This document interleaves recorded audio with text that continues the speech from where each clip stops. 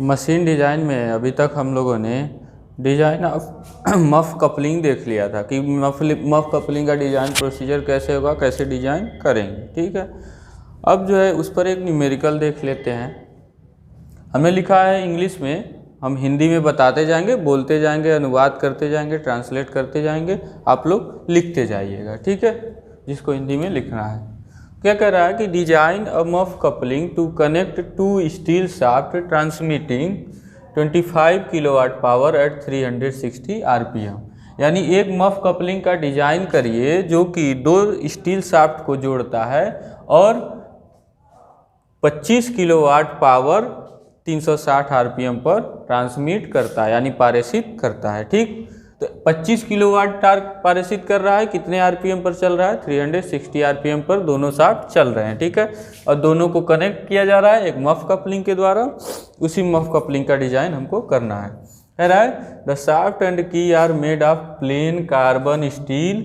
Shaft और key plane carbon steel से बने हैं, जो एक ही मटेरियल है 30C8, और इसका ultimate yield strength in tension, SYT का मतलब यील्ड स्ट्रेंथ इन टेंशन और यील्ड स्ट्रेंथ इन कंप्रेशन, दोनों क्या है? 400 न्यूटन पर mm स्क्वायर। यानी एक ही मटेरियल यूज किया जा रहा है, की को भी बनाने के लिए और शाफ्ट को भी बनाने के लिए एक ही मटेरियल यूज किया जा रहा है। ठीक है, तो एक ही मटेरियल है 330C8 का, जिसका जो है इतना जो है सामर्थ्य है यील्ड में। क्योंकि देखिए ये स्टील है, तो स्टील जो होता है क्या होता है? Ductile material.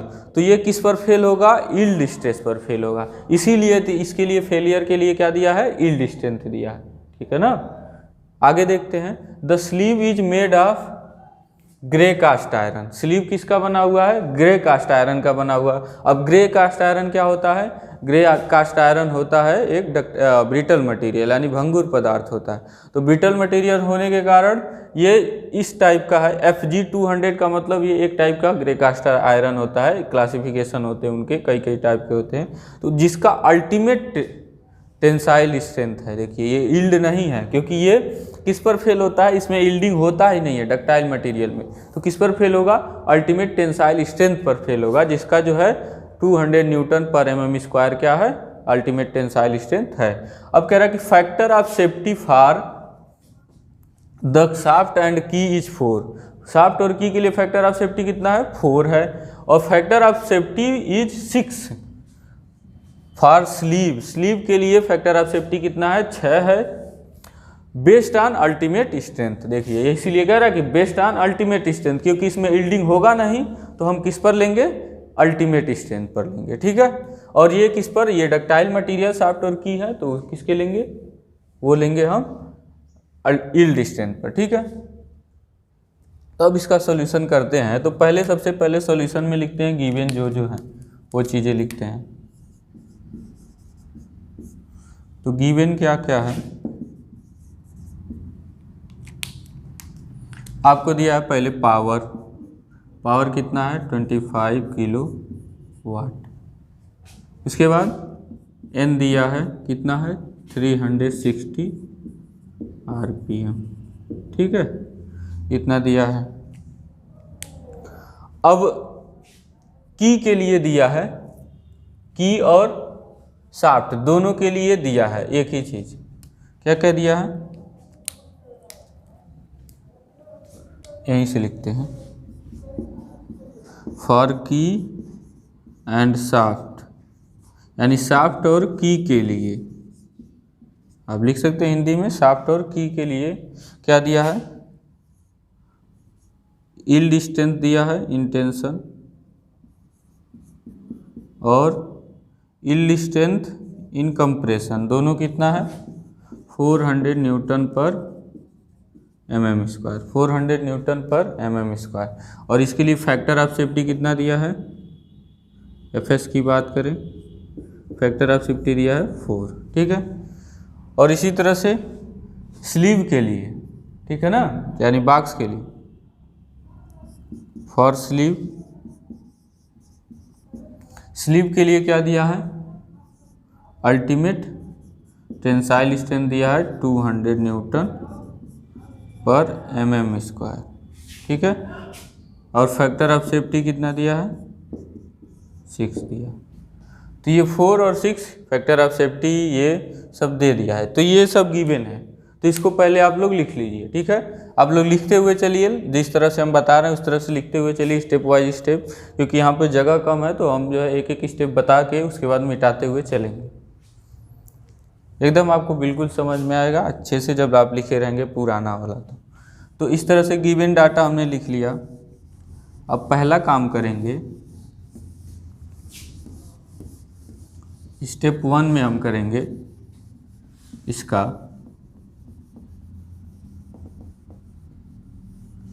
पहले परमिसिबल स्ट्रेस निकालेंगे। सबके क्या निकालेंगे? Permissible stress.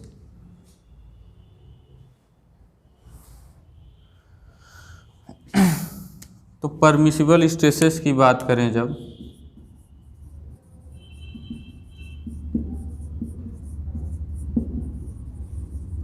ये स्टेप 1 है हमारा, क्या है?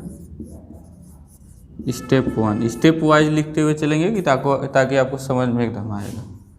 तो परमिसिबल स्ट्रेसेज निकालते हैं पहले। तो पहले निकालते हैं किसके लिए? सबसे पहले फॉर शाफ्ट एंड की, क्योंकि शाफ्ट और की क्या है? एक ही मटेरियल के बने हुए हैं, तो परमिसिबल स्ट्रेस वही होगा, चाहे वो किसी भी तरह से बना हो। जो है कोई भी स्ट्रेंथ जो होता है वो किस पर डिपेंड करता है? मटेरियल पे है, ना कि शेप एंड साइज पर, ठीक है ना। मटेरियल और उस पर लगे हुए फोर्स पर, ठीक है। तो फॉर शाफ्ट एंड की क्या होगा? परमिसिबल स्ट्रेस अगर टेंसाइल की बात करें, ठीक है ना, यानी सॉरी अगर जो है शियर की बात करें, क्योंकि शियर स्ट्रेस इसमें आएगा, क्योंकि टार्क ट्रांसमिशन हो रहा है तो शियर स्ट्रेस आना ही आना है। तो कितना कितना होगा?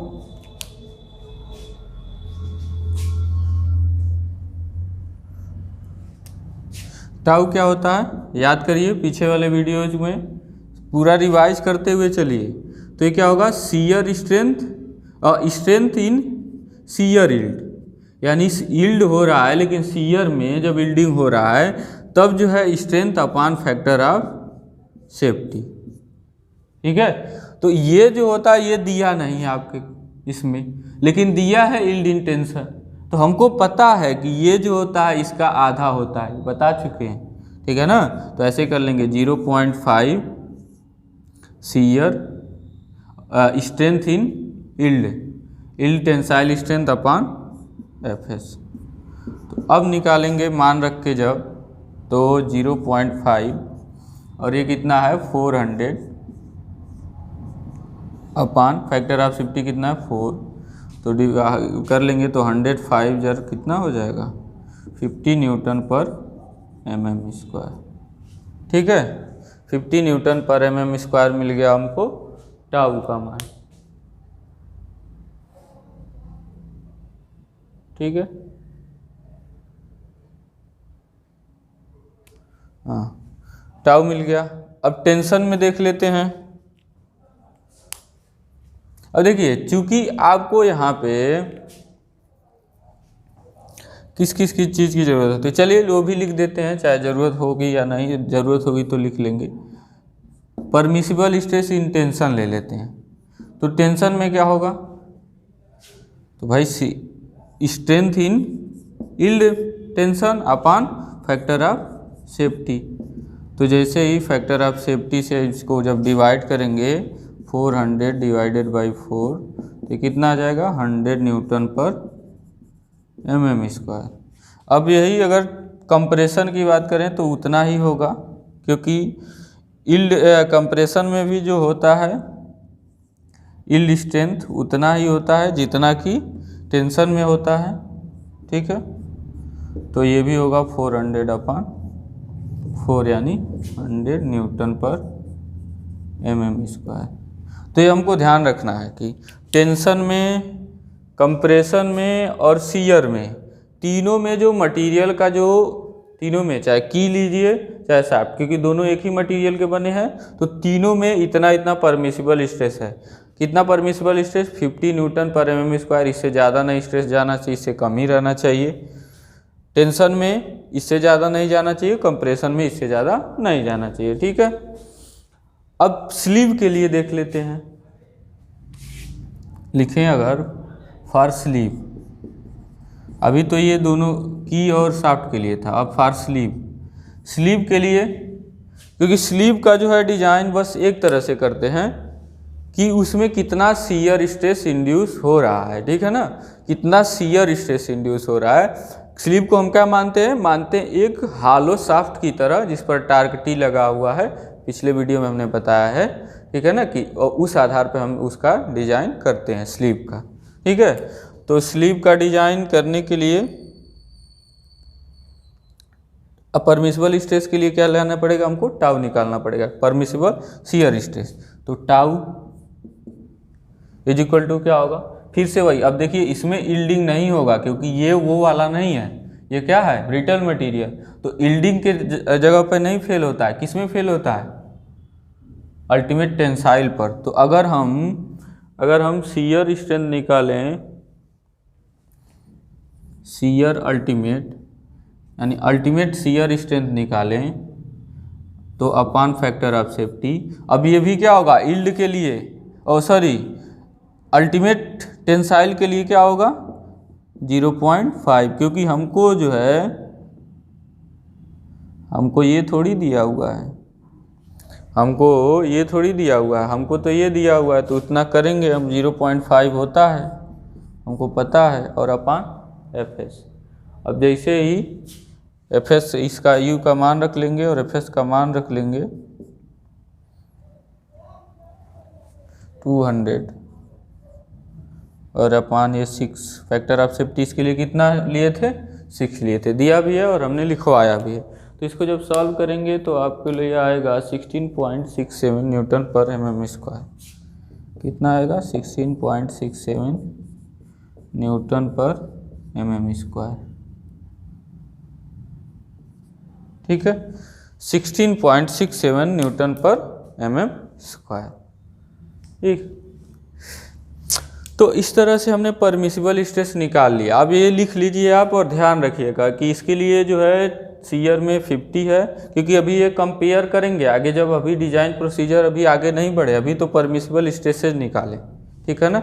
अब जो है क्या करते थे, सबसे पहला काम शाफ्ट का, ईच शाफ्ट का डायमीटर निकालते थे। डिजाइन प्रोसीजर में ये नहीं लिखवाए थे क्योंकि ये आपको करना पड़ेगा जब न्यूमेरिकल करेंगे तब। डिजाइन प्रोसीजर में पहला स्टेप क्या था कि डायमीटर आप calculate diameter of each shaft, यानी प्रत्येक शाफ्ट का डायमीटर निकालिए।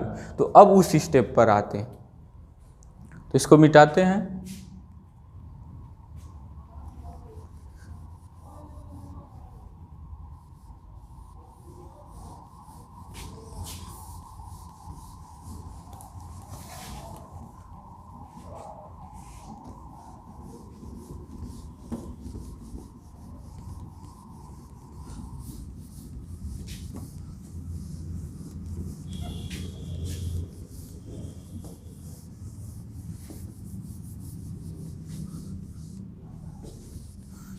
क्या करना है, स्टेप 2 पर आते हैं। स्टेप 2 हम करेंगे डायमीटर ऑफ ईच शाफ्ट निकालेंगे। Step 2 diameter of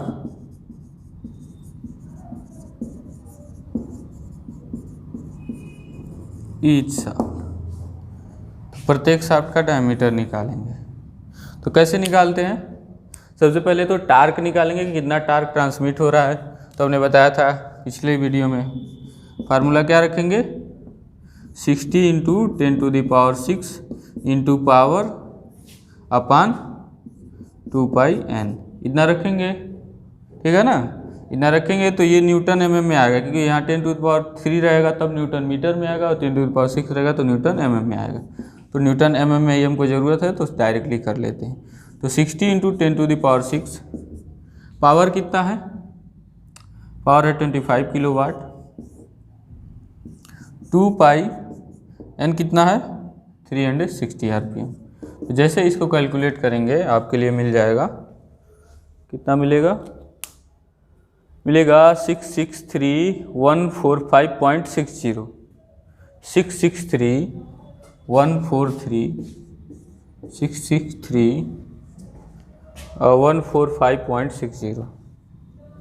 145.60 Newton mm में मिल जाएगा। इतना टार्क आपको मिल गया। और जैसे ही टार्क मिल गया आपको पता है, वहाँ से आप tau is equal to formula पता है आपको परमिसिबल का, तो टाउ इज इक्वल टू करके निकाल लेंगे। तो परमिसिबल शियर स्ट्रेस आपको पता है 50 दिया, 50 निकाले हैं ना, हाँ 50 निकाले हैं। तो टाउ इज इक्वल टू, यहाँ शाफ्ट की बात कर रहे हैं तो शाफ्ट के मटेरियल के लिए परमिसिबल ये है तो 50 है ना। और फार्मूला क्या बताए थे 16T/πd³, ये तो पता ही है आपको, कई बार बता चुके, डिजाइन ऑफ शाफ्ट में भी इसको पढ़े हैं बार बार। तो यहाँ से d³ का मान निकाल लेंगे, d³ यानी d का मान निकालेंगे। तो कैसे निकालेंगे 16T/π×τ,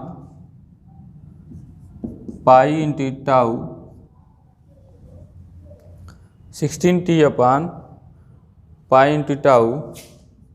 अब यहाँ पे वैल्यू जैसे ही रख देंगे 16 × t का वैल्यू रख दीजिए यहाँ से, और पाई और टाउ का वैल्यू कितना रखेंगे 50, क्योंकि परमिसिबल निकाले हैं शाफ्ट के लिए, कितना निकाले हैं शाफ्ट और की दोनों के लिए 50 निकालें, 50 Nm/mm²। जैसे ही ये वैल्यू रख देंगे आपको d³ निकलेगा, और फिर से जब उसका क्यूब रूट निकाल लेंगे तो वहाँ से d का मान निकल जाएगा। तो d का वैल्यू आएगा, जब सॉल्व करेंगे तो d का वैल्यू आएगा 40.73, ठीक है 73 mm, ठीक है। अब जो है एक्चुअल में क्या कर लेंगे, अगर आप इतना करना चाहते हैं तो कर लीजिए। हम क्या ले लेंगे कि थोड़ा सा और सेफ होने के लिए जो एक्चुअली में मिलते हैं स्टैंडर्ड टाइप के जो है जो डायमीटर मिलते हैं मार्केट में, उसको ले लेंगे, जो कि मान लेंगे कि 45 mm, ठीक है। आप जो इसको भी रखेंगे तो कोई दिक्कत नहीं है, क्योंकि आप न्यूमेरिकल कर रहे हैं, कोई जो है प्रैक्टिकली जाके वहाँ कर नहीं रहे हैं, लेकिन हम प्रैक्टिकली बता रहे हैं इस तरह से किया जाता है, हम जो है आगे थोड़ा बढ़ जाते हैं।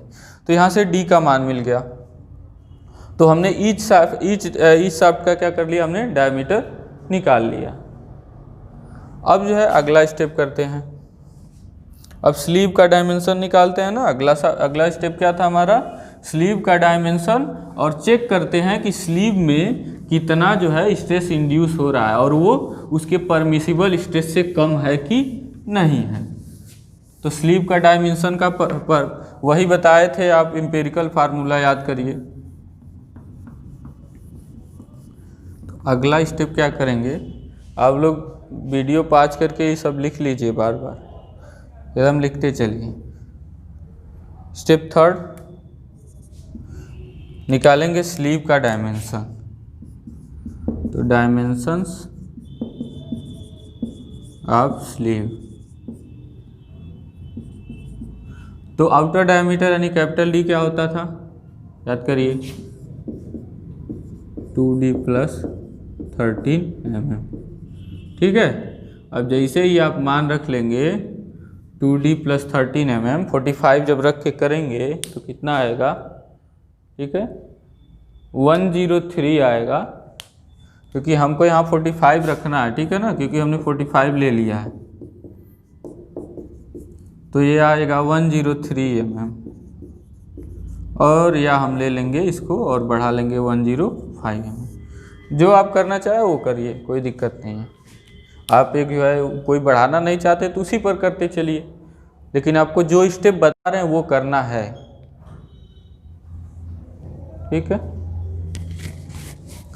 अब जो है आगे क्या करना है, आगे करना है, अच्छा हाँ आपको अभी तो पूरा ये करना है ना, उसके बाद में तो यहाँ से L निकालेंगे। L कितना होता था याद करिए 3.5D, तो 3.5D 45 रखेंगे। आपका जो वैल्यू आएगा कितना आएगा, वैल्यू जो आएगा वो होगा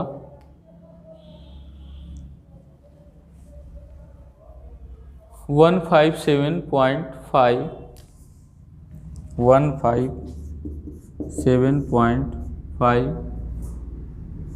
mm, या इसको हम ले लेंगे टोटली 160 mm, ठीक है।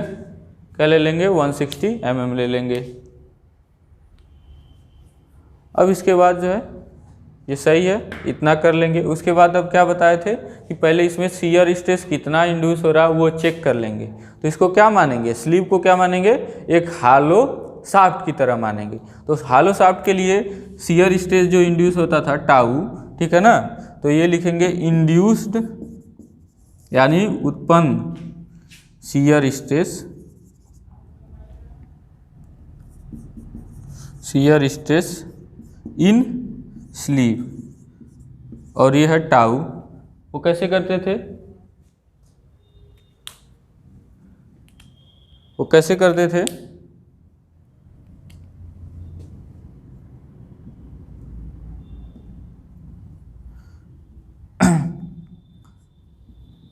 टी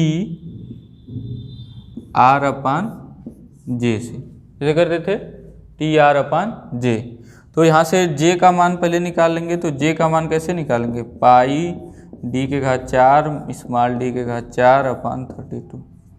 इस वाले फार्मूले में जैसे ही आप रखेंगे कैपिटल डी का मान 105, स्मॉल डी का मान 45, जैसे ही रखेंगे आपको मिल जाएगा जे का मान। जे का मान मिल जाएगा कितना, जे की वैल्यू है 1153,626, 1153,626, 1153,626, 530 है 626.79, 530 ठीक तो है, 530,626.79 0.79 mm/4। ये mm/4 होगा वैल्यू, क्योंकि सब mm में रखेंगे। और r क्या हो जाएगा, आउटर डायमीटर जो होता था कैपिटल D अपान 2, कैपिटल D कितना 105/2, ठीक है। तो इसको डिवाइड कर लेंगे, 2 × 10, 2 दूनी 4, 52.5, ठीक है। अब जैसे ही आर जे टी का मान रखेंगे, क्योंकि टी का मान पहले हम निकाल चुके हैं, तो जैसे ही इनका मान रखेंगे आप तो पाएंगे टाउ इज इक्वल टू क्या, इस इक्वेशन में मान रखेंगे, ठीक है ना। तो टाउ का जो मान मिल जाएगा यहाँ से, टाउ का जो मान मिल जाएगा वो मिलेगा आपको 3.02 Nm/mm²। क्या मिल जाएगा, 3.02 Nm/mm²। अब ध्यान दीजिए, ये जो हमने निकाला, ये जो वैल्यू हमने निकाला है वो कैसे निकाला है, ये वैल्यू हमने इसमें इंड्यूस, इस डायमेंशन के कारण जो टार्क ट्रांसमिशन हो रहा है वो इंड्यूस इस तरह निकाला है। और इसका हमने परमिसिबल भी निकाला था, परमिसिबल कितना था, 16.67 था, ठीक है ना। तो ये क्या है, ये जो है टाउ जो है वो कम है 16.67 से Nm/mm²। तो हम क्या है यहाँ पे एकदम बिल्कुल सेफ हैं, यानी टाउ का जो इंड्यूस स्ट्रेस जो हो रहा है, टाउ जो हो रहा है वो क्या है, इससे कम है, तो हम क्या है बिल्कुल सेफ हैं, ठीक है। आप जो है इन डायमेंशंस को नहीं भी बढ़ाइए, वैसे ही करिए और देखिए इससे कम आ रहा है कि नहीं, आना चाहिए, ठीक है ना, अदरवाइज जो है नहीं हो पाएगा, ठीक है। तो इससे कम जो है आ गया टाउ का मान, तो यानी सेफ है, ठीक है। तो हमने दूसरा स्टेप भी कर लिया। अब तीसरा स्टेप हमारा क्या होता था, की का डायमेंशन निकालना, ठीक है। तो अब क्या करेंगे, मतलब ये तो यहाँ तो 3 स्टेप था, डिजाइन प्रोसीजर में वो तीसरा था। तो अब स्टेप 4 में हम क्या करेंगे, की का डायमेंशन निकालेंगे।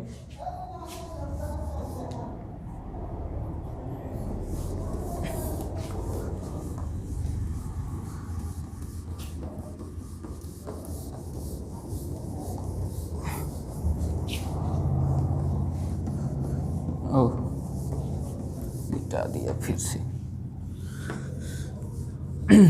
अब क्या करेंगे, नंबर 4 में डायमेंशंस ऑफ की निकालेंगे।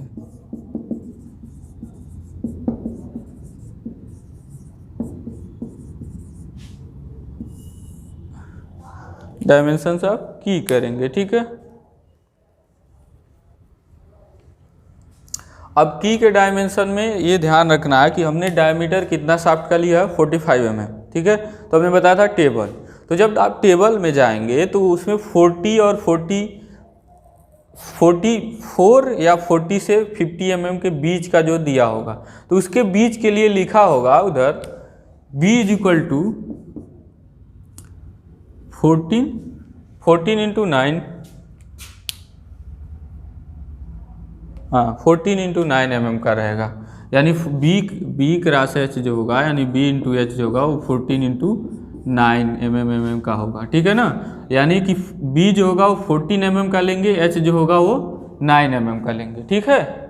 तो जब आप 45 यानी 45 डायमीटर, शाफ्ट डायमीटर के लिए जो की हम लेते हैं, ठीक है ना, वो कितना लेते हैं, इतना लेते हैं इस क्रॉस सेक्शन का, यानी b इतना लेंगे और h इतना लेंगे।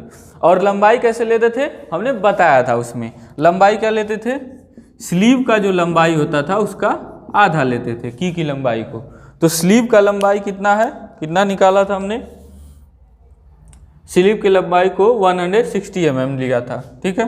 तो 160/2 कर लेंगे तो ये जाएगा 80 तो ये b हो गया आपके लिए 14 और h हो गया 9 अब क्या कर लेते हैं अगले स्टेप में, या यहीं पर कर लेते हैं, या स्टेप आप लिख सकते हैं स्टेप 5 जो है। अब इंड्यूस शियर स्ट्रेस और कंप्रेसिव स्ट्रेस, जो अब की का डिजाइन किस पर करते थे, किस पे क्या क्या स्ट्रेसेस बताए थे हम, टाउ एक होता था और एक सिग्मा सी होता था। अब वो निकाल के देख लेते हैं, और जो परमिसिबल हमने निकाला था 100 और 50, उससे कम है कि नहीं है वो देखेंगे। तो पहले टाउ निकालते हैं, तो टाउ क्या होगा 2t/dBl होता है, ठीक है, 2t/dBl। तो 2t मतलब यहाँ t का मान रख लेंगे, dBl सबका मान रख लेंगे, तो कितना मिलेगा इसमें इंड्यूस शियर स्ट्रेस, वो मिलेगा 26.32। जैसे ही हम मान रखेंगे 26.32 Nm/mm² आपको मिल जाएगा। ये परमिसिबल है, सॉरी ये इंड्यूस है, और परमिसिबल कितना होता था जो कि कम है, ठीक है ना, परमिसिबल से कम है। परमिसिबल कितना निकाले थे, 50 निकाले थे, याद करिए। की के लिए परमिसिबल शियर स्ट्रेस टाउ कितना निकाले थे 50, जो कि कम है, तो यहाँ पर भी सही है, ठीक है, कोई दिक्कत नहीं है। अब सिग्मा सी निकाल लेते हैं, तो होता था 4t/dhl होता था। तो जैसे ही सबके मान रखेंगे यहाँ पर, जैसे ही सबके वैल्यू रखेंगे, तो आपको मिल जाएगा, जो मान मिलेगा वो मिलेगा 81.87 Nm/mm²।